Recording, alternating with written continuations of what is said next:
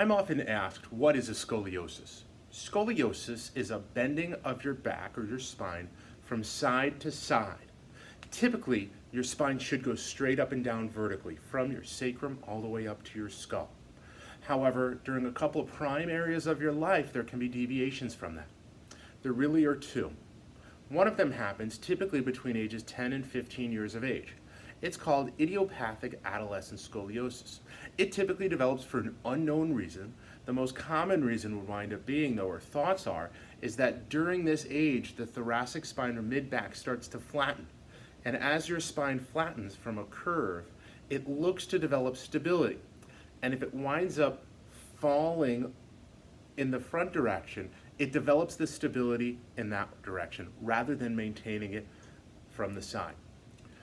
When this winds up developing, it can typically wind up progressing, especially during the growth years, between 10 and 15 years of age.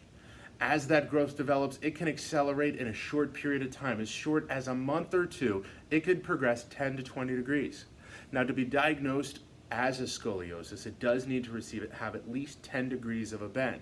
However, there are things once we start to notice the change or deviation from normal going on that can move you back to balance and closer to ideal to help allow your body go through that growth period where your thoracic curve flattens so that when you get to the bent thoracic spine as we should be, you'll wind up continuing to grow normally and you won't have that sideways shift.